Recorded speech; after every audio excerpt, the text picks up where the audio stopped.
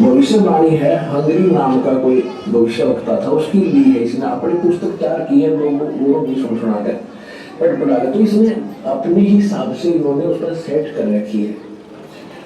इसका अर्थ ये था कि 1947 में भारत स्वतंत्र हुआ, उसके 4 वर्ष बाद दास का जन्म हुआ 1951 में। इसका अर्थ तो ये बनता है कि स्वाधीनता के 4 वर्ष बाद 1951 थोड़ी सी गड़बड़ कर जाते हैं। अब और दिखाते हैं, ये देखिएगा, ये 23 पृष्ठ पे है, ये 23 पृष्ठ है। इस 23 पृष्ठ पे यहाँ लिखा है, इस संगठन का स्वामी संचालक कोई ग्रस्त व्यक्ति होगा। अब तक दुनिया में सबसे बड़े विचारक के रूप में ख्याति प्राप्त करेगा। वह व्यक्ति सामाजिक जीवन भर के समृद्ध विचारों को यदि एक पुस्तक में लिखा जाए तो बहुत बड़ी पुस्तक बन जाएगी। इसका अर्थ ये है, यहाँ एक 29 पृष्ठ पे देखिएगा, 29 पृष्ठ पे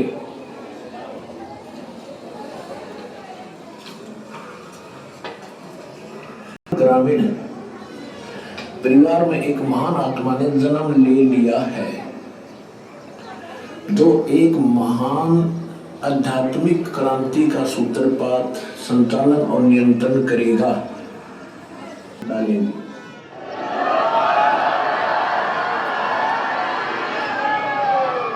अकेले ही उत्पादित शक्ति किसी भी शक्ति संपन्न राष्ट्र के बराबर होगी। वह एक भाषा, एक संस्कृति, एक धर्म की आचार संहिता सर्जन करेगा।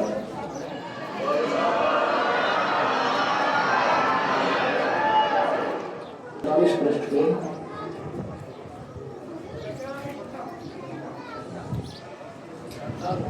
यह लिखा है कि देहधारी पुरुष ने जन्म लिया है। भावों के दाम मिलती है तो उसमें अर्ध चंद्रमा के ग्रह होते हैं, उसके बाल सफेद हैं, सुपर वेशभूषा है, यानी साधारण सुंदर।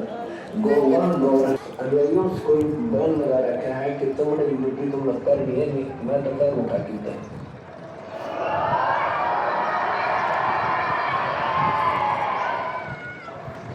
अब देखिएगा इसके प्रश्न नंबर 72 पे, क्योंकि हमने इसके साथ साथ सत्संग भी सुनाना आपको समझाएंगे। इसके बेहतर प्रश्न पर देखिएगा, क्या लिखा है कि इतिहास के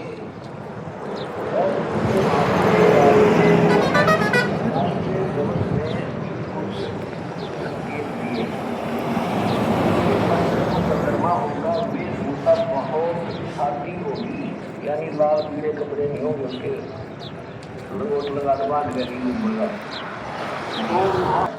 कि जैसे इसमें लिखा है शास्त्रीय व्यवस्था में कि उसके 2 पुत्र होंगे, 2 पुत्री होंगी, 10 के 4 संतान है।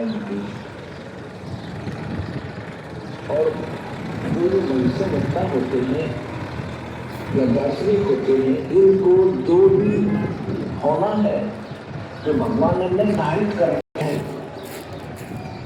उसने घटावट आगे कार्य था, बहुत बड़ा ऋण था हमारा इनका, तभी तो संतान रूप में मेरे पास आए। तो 1988 में दास को उपदेश प्राप्त हुआ, 1994 में दास को या मजदूरी में, फिर परमात्मा ने उनका लेन देन तो खुद किया और दास को अपने शरण में लेकर, ये दास जूनियर इंजीनियर जेई की नौकरी करता था हरियाणा सिंचाई विभाग में, और ये भी ना कोई सोचा किसी का भरम हो जाए, कोई मांगलियां खानी। तो कहने का भाव ये है कि परमात्मा ने दास को